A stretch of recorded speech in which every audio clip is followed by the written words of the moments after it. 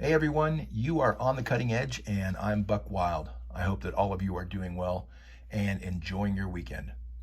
Just a reminder that the views expressed here are entirely my own. As always, I encourage you to do your own research and draw your own conclusions. Now let's get into the headlines.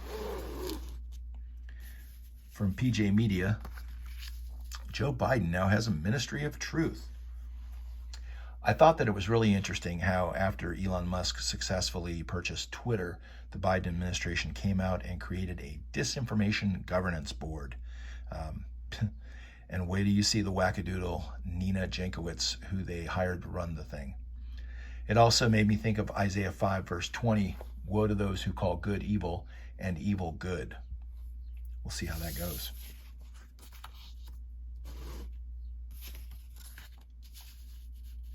Bill Maher is once again calling out hypocrisy in the Democrat Party and saying that Twitter has failed. Twitter had set itself up to be the arbiter of what is allowed in the public square, and Bill Maher says that Twitter has failed in this regard. Also, he calls out the hypocrisy. If you think about it, who complained when Jeff Bezos, who owns Amazon, bought the Washington Post and also got the iCloud computing contract for the Department of Defense? Nobody's complaining and whining about Mark Zuckerberg being a billionaire and owning Facebook. But all of a sudden now, Elon Musk is the worst thing that's ever happened to democracy.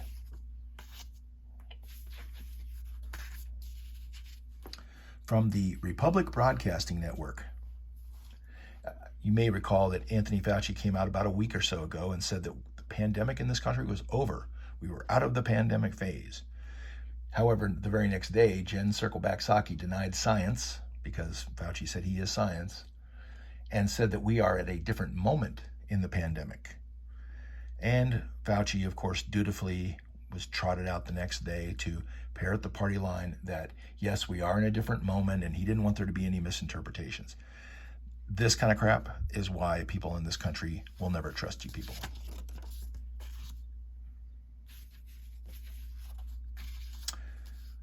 Okay, as long as we're banging on Twitter here. So about a week ago, their censorship czar, Victoria Gad, was doing a Zoom meeting and she was consoling to other Twitter employees who were upset because Elon Musk actually wants to bring free speech back to Twitter. And she broke down in tears. And, look how compassionate she is. Well, maybe she's crying because if Elon fires her, she'll lose a $17 million paycheck. I know that'd make me cry.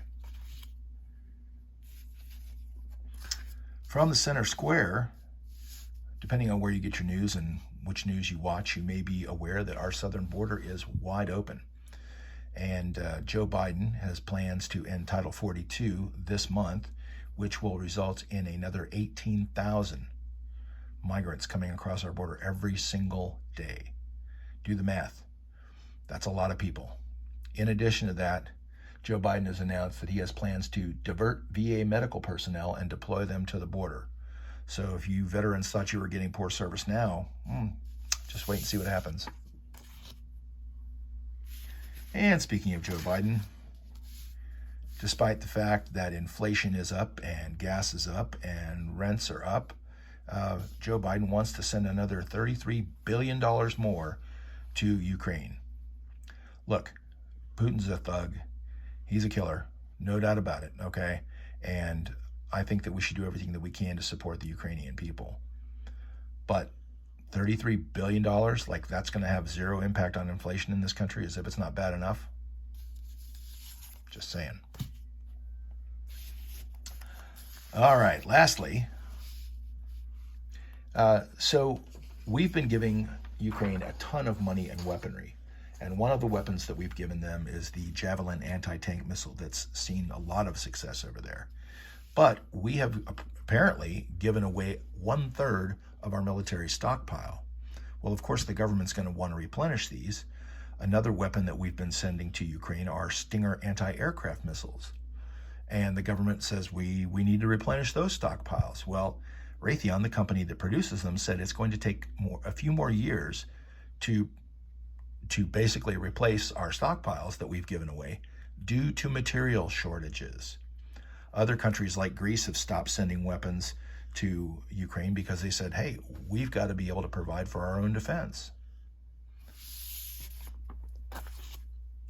Look, I'm not trying to be selfish here, especially since I've got my trusty Bible here in front of the camera. But I'm just saying, we've got a lot of problems here at home, whether it's homelessness or the cost of fuel, the cost of energy, inflation, supply chain issues, etc. And I'm just saying maybe we ought to think about where that money could be allocated in this country to help our own people, especially when we're talking about pulling VA personnel away from the veterans and sending them down to the border to assist people who aren't supposed to be in this country illegally. So times like this cause one to get stressed, cause one to get upset, but I try to keep Philippians 4:6 verse 7 in my head. In nothing be anxious, but in everything by prayer and petition with thanksgiving, let your requests be made known to God. And the peace of God, which surpasses all understanding, will guard your hearts and your thoughts in Christ Jesus. That's my 2 cents for now, folks. Thanks for watching and have a great afternoon.